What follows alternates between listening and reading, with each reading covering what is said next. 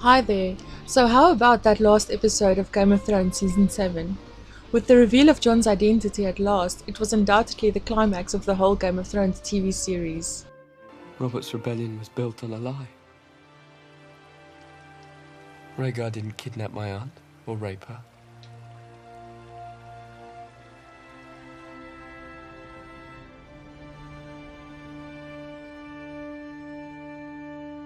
He loved her.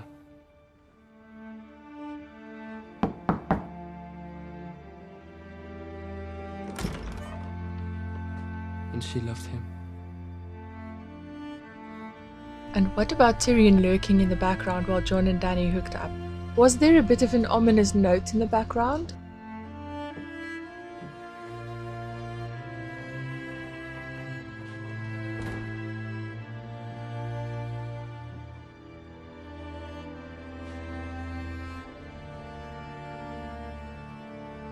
Is he being placed there as a warning about Dany's volatile nature, as has been done this whole season?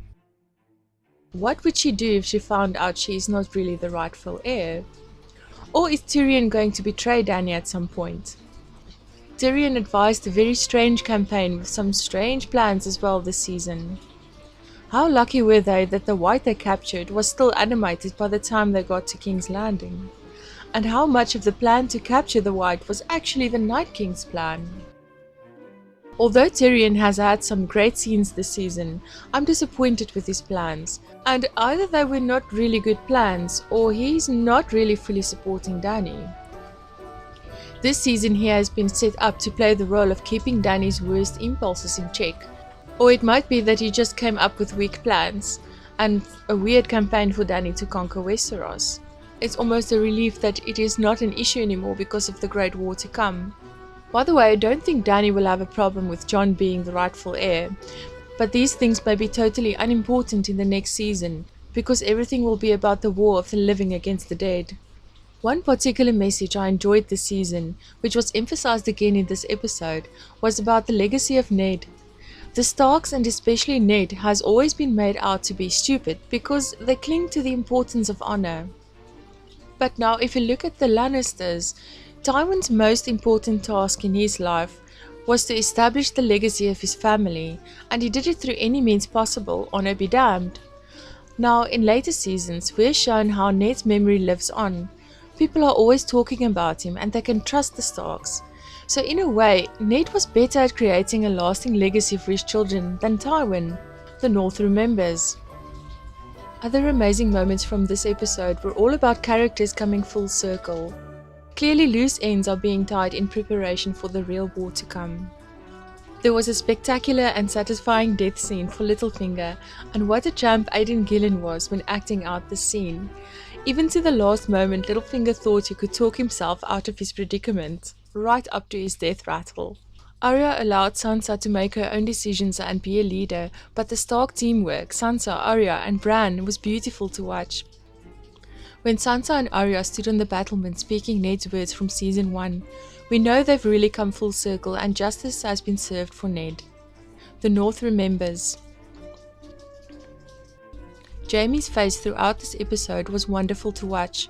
Throughout the season he has been horrified and frightened, and then, at last, he got his wake-up call and left Cersei.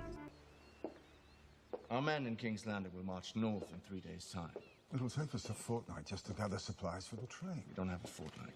If the north falls, we fall. 3 days. The remaining forces in the Westerlands will take the river road east. We'll meet at Lord Harway's town and march together to Winterfell. So, Jaime. Your Grace. My lords, I need a moment with my brother. Grace? What are you doing? Preparing the expedition north. Expedition North. I always knew you were the stupidest Lannister. The Starks and Targaryen. When he was busy planning for the march north, he looked like a man with a plan. Finally able to be a general and do his duty without worrying about doing the right thing.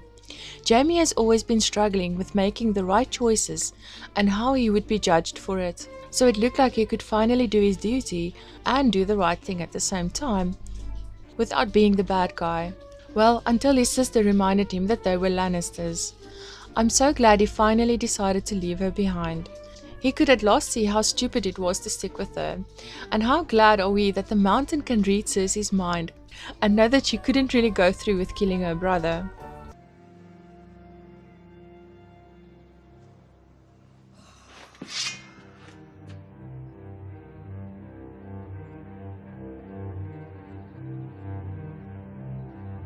I don't believe you.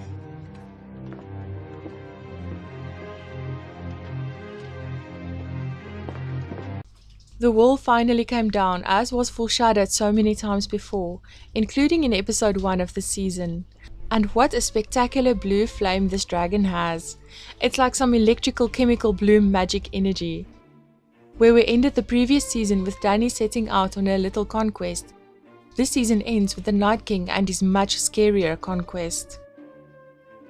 If you are interested in a more detailed breakdown of this episode, head over to my website for extra exciting bits and discussion points. Thank you for watching.